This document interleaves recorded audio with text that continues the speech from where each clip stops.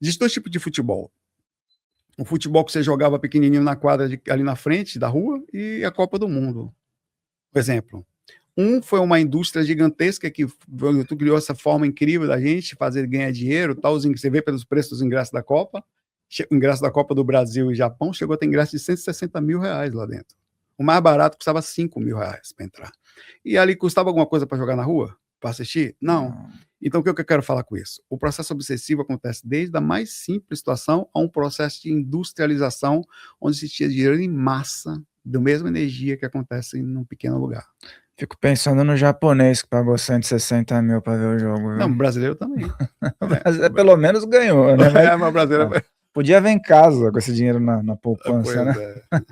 Mas, meu irmão, deixa eu falar sobre essa questão das organizações. Então, a gente vamos entrar daqui a pouco nas realidades paralelas, mas o que eu vejo, por exemplo, um grande evento que tem uma predisposição a terem pessoas que vão ter um consumo exacerbado de substâncias e tudo mais, ele tem uma organização paralela no campo da obsessão.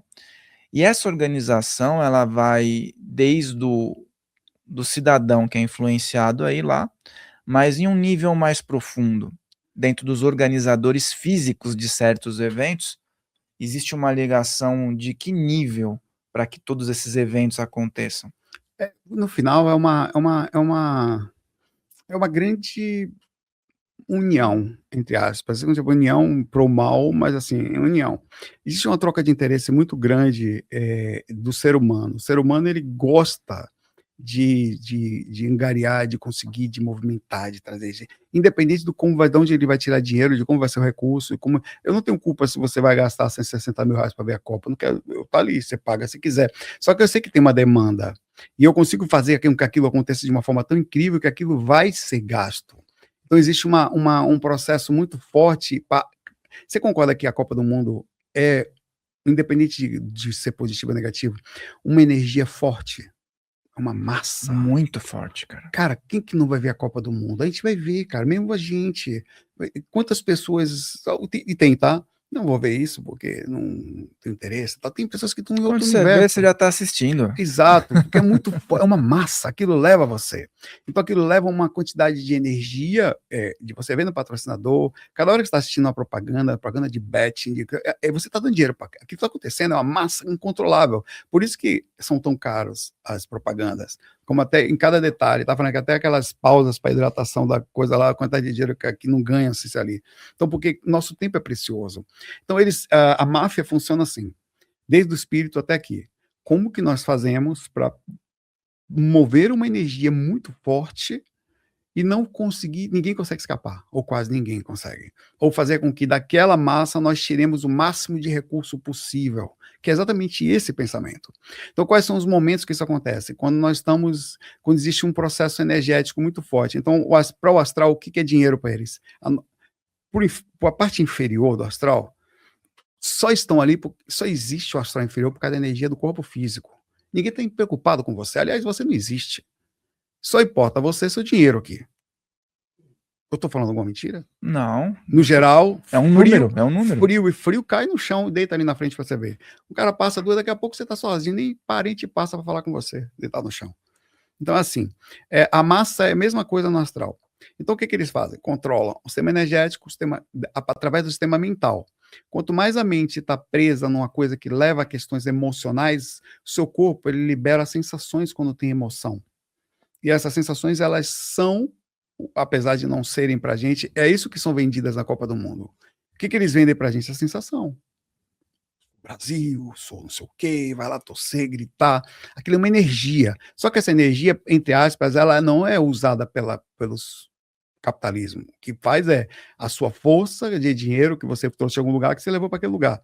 No astral é exatamente essa energia que pega. E vem no futebol, né? O futebol acho que tem um negócio diferente, porque tem Olimpíadas também, que é mundial, mas na Olimpíadas não movimenta tanta gente quanto o futebol. Futebol né? É muito forte. Futebol é uma coisa que é natural, não é natural.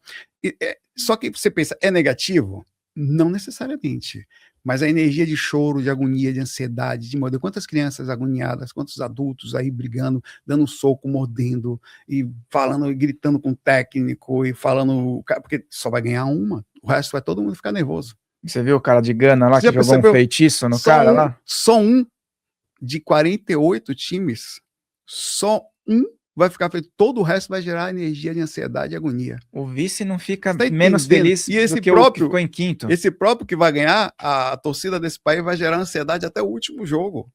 Imagine o Brasil na final com a França, um exemplo, que é uma coisa que nós esperamos que aconteça.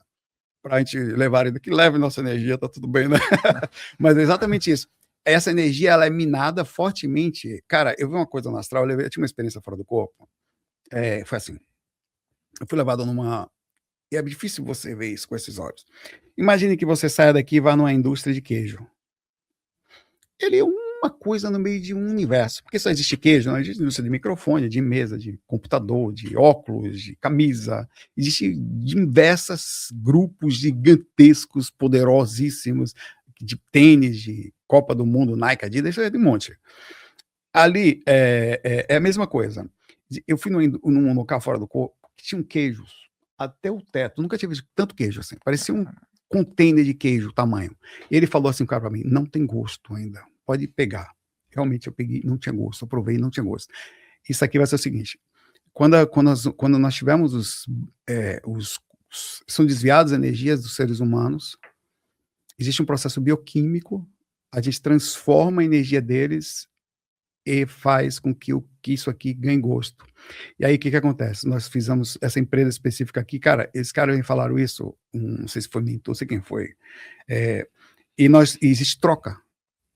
Aqui nós vendemos o queijo, o cara dali da frente nos passa a carne, o outro da frente é uma troca. Então, se você participa de alguma dessas empresas, facções, entre aspas, você está bem.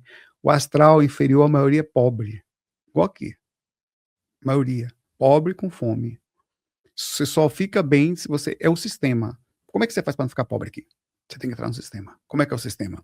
Ou você vem fazer um podcast desse, ou você vem estuda medicina, você vem vira dinheiro, ou você vem passando concurso. Você entra no sistema. Você é forçado a entrar.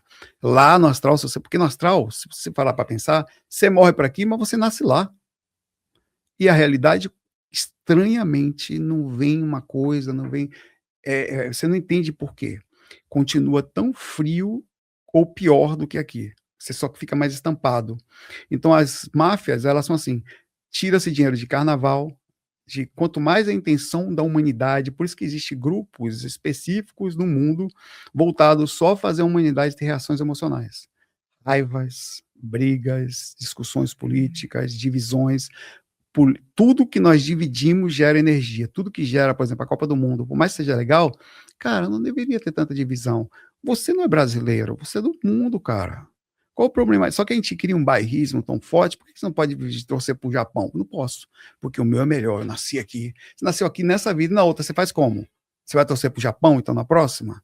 Então é uma coisa difícil de entender o quanto nós somos colocados à divisão e quanto isso gera uma energia de confusão, né? E essa energia, por exemplo, que você falou, né, que são coletadas, né, às vezes a pessoa, ela xingou no trânsito ali e não está ciente que também foi coletada. Mas, na verdade, não coleta ali, é uma frequência. Muitas pessoas no trânsito de São Paulo estão discutindo com raiva. Cara, às vezes eu mudo a frequência. Sabe como é que eu mudo? Eu começo eu percebo que você não tem o que fazer. Você sai de manhã cedo, você sai nessa frequência já. Eu começo a andar mais, por isso que eu saio mais cedo sempre. Sempre eu saio mais cedo.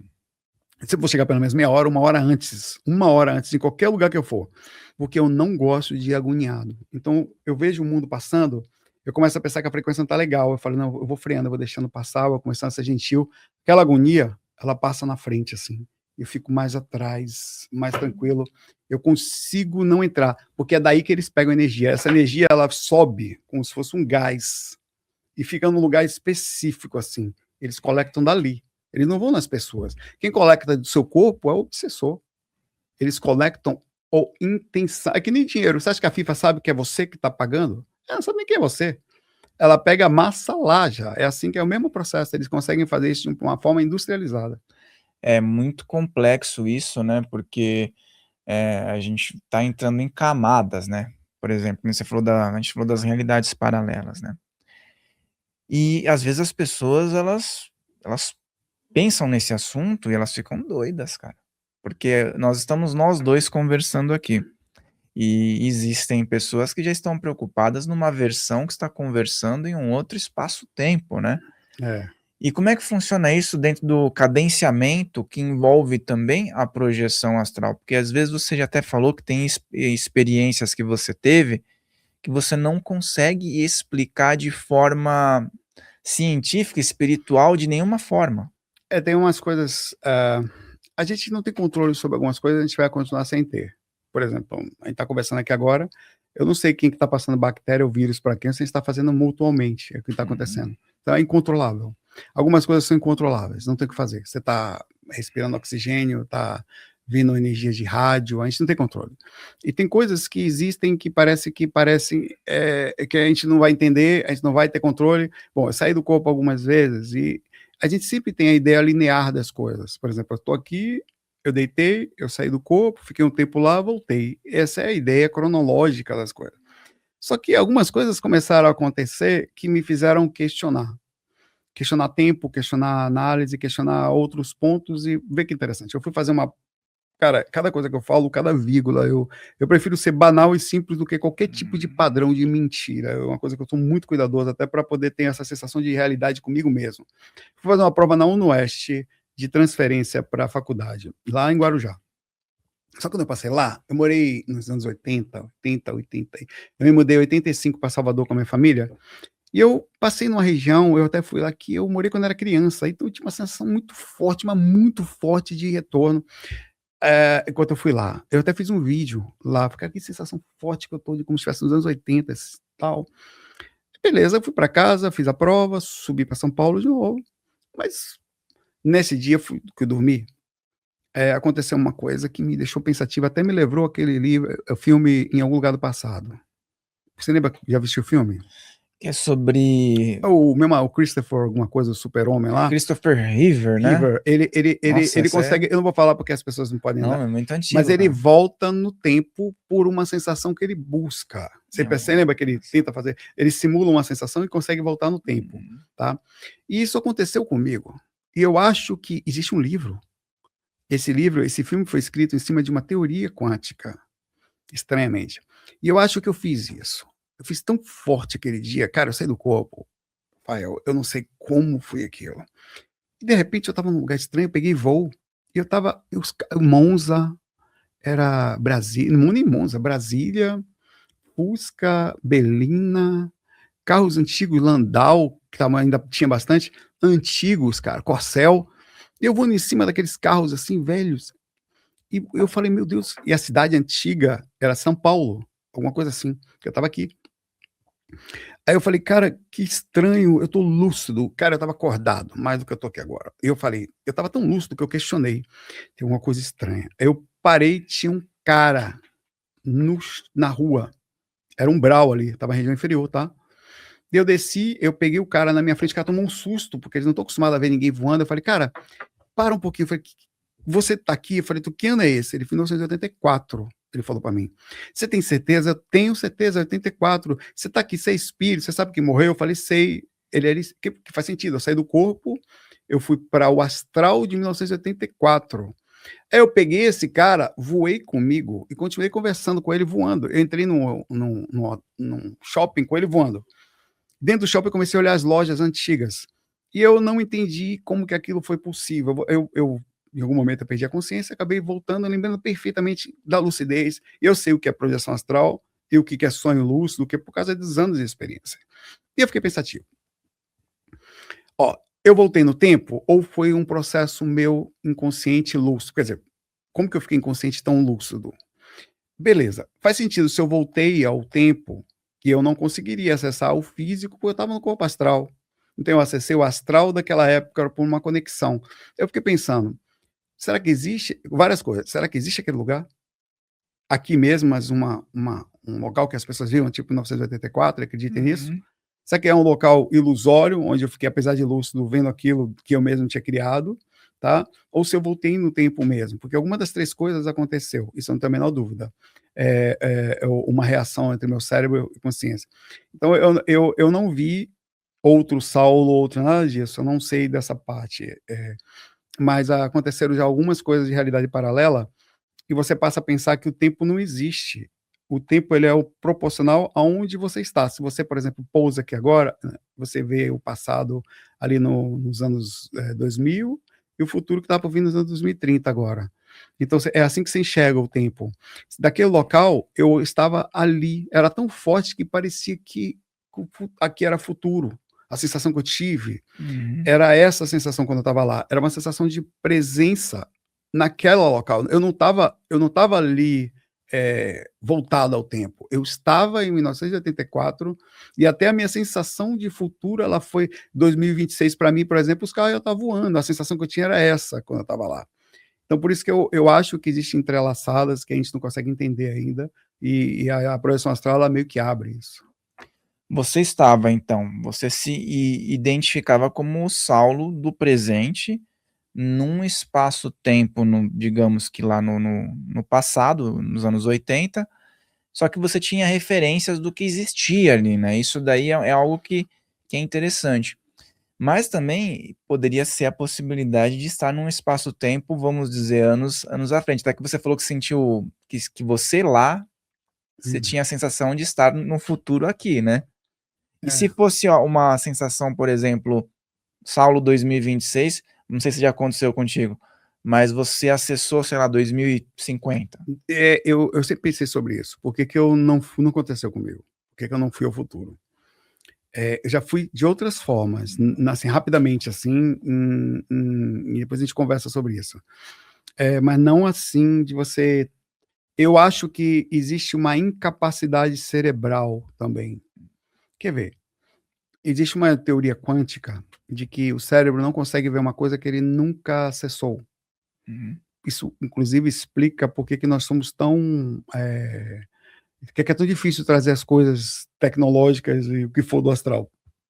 Tem uma teoria que quando os portugueses chegaram aqui, ali na região de Porto Seguro, ali, na Bahia, os índios que viram pela primeira vez, eles não conseguiam ver as caravelas, eles nunca tinham visto, entre aspas, é uma teoria quântica, que eles até viram a água balançando, viram uma madeira estranha, uma árvore, eles não sabiam o que era. A mente não conseguia ver aquilo que isso é uma coisa que realmente é explicado pela ciência, do que o cérebro não consegue. Então, há uma certa impossibilidade de fazer algo que não foi visto ainda, o cérebro faz isso. Então, mesmo que você saia do corpo e veja o projeto astral meio que experiente, eu sempre digo que ele faz essa análise muito fria. Olha, eu saí do corpo, eu tive uma experiência, aparentemente foi isso que eu consegui trazer, mas eu não sei o que eu distorci, porque o cérebro ele é conveniente. Ele não conhecendo uma determinada coisa, ele aproxima para o que dá. Por isso que eu não sei dizer, assim, a dificuldade. É possível, sim, tá? A quebra de tempo e espaço, mas acho que a impossibilidade é de rememoração. Eu acho que isso é interessante até para as pessoas que às vezes têm alguma experiência e descrevem, anjo, ou então orixá, ou alguma coisa, mas elas não conseguem descrever exatamente uma forma. Às vezes falam de olhos, às vezes falam de cores, às Sim. vezes falam, até mesmo eu, tá? Vou falar, quando eu tive e senti que era essa frequência, eram com cores. Uhum. Porque eu sei o que são cores aqui, né? Eu tô acostumado. Só que existem pessoas que descrevem de formas geométricas, mas sempre são coisas que você consegue mapear, né? Talvez não estejam vendo aquilo. É isso que eu sempre raciocino. Existe o livro Iniciação Viagem Astral, tem um espírito chamado Padre Galeno, inclusive indico ler muito esse livro do João Nunes Maia, tá? Psicografia dele, Iniciação Viagem Astral, pelo espírito Lancelin. Tem um momento que o Padre Galeno sai do corpo, ele vai tentar tirar, ele vai tentar tirar pessoas do corpo, tá? Tirar do corpo. E as pessoas evangélicas e católicas pensavam que ele era Jesus. Aí ele fala, não, filho, não sou Jesus, não, que longe de toda essa situação. Mas eles pensavam, então assim, a referência era, na hora que você está fora é uma coisa, você pode ir psicologicamente induzir, porque você tem uma limitação consciencial, o seu corpo astral não tem. Ele veria. Uhum. Mas existe uma outra coisa, porque o psicológico é tudo. Quando você retorna ao corpo, tem o conhecimento que o corpo tem e como ele vai processar, independente do psicológico. O psicológico já é suficiente para bagunçar o negócio. Mas quando o corpo volta, você não tem conhecimento do padre Galeno, então você ia lembrar dele como se fosse Jesus. Um exemplo, ou um outro padre. Nossa, eu vi um padre tal, ou vi um padre Anchieta fora do. Você tinha uma imagem. Então você criaria uma ideia de associação. Por isso que tem que tomar bastante cuidado com a projeção astral. E até mesmo. Isso chama-se animismo, na verdade, a capacidade do corpo interferir na informação. Tanto acontece na projeção, como acontece na mediunidade. E se tanto o médium como o projetor astral não souber disso e não colocar em prática, ele vai estar atuando sob distorção. Até mesmo a questão de Jesus. Então, muitos relatos de pessoas que falam de EQM sobre Jesus, ou então de uma experiência, pode ter ligação exatamente com isso que você falou. A pessoa associar algo maior a uma figura-chave, ou a um anjo. Ah, vi um anjo, parecia um ser humano. Sim. Será que foi essa figura mesmo, ou será que foi essa quebra, né? Tem que tomar cuidado, por isso você tem que ver assim, tem que, voltou do corpo, olha, eu vi tal coisa, será que foi assim, uma coisa, agora é muito estranho, tal, eu tô, por exemplo, eu tô analisando algumas coisas, eu sempre, nunca leva a sério, nunca, não é que leva a sério, não ao pé da letra, verifica, porque tem coisas que você viu mesmo, né, e tem coisas que, por isso que os mentores sabem disso. Olha a experiência que eu tive esses dias, ainda não relatei, em lugar nenhum. Eu vinha fora do corpo, andando numa pista assim, né, estranha, meio. A maioria das experiências que a gente tem fora do corpo é meio que na região inferior por uma questão de assimilação energética de corpo físico e tal. Vim numa estrada, velho, um perigoso assim, andando no meio da rua. Eu falei, cara, aí olha a presença do mentor. Olha como ele foi sutil. Aí tinha um cara capinando um mato, velho, sem camisa, um caboclo assim, capinando mato assim. Aí eu aproximei dele assim. Eu falei, velho, onde é que eu tô aqui, velho? Tá estranho, velho. Tô querendo ir pra casa. Fora do... Ele falou, olha, você tá num lugar perigoso aqui, você não deveria estar andando por aqui, não.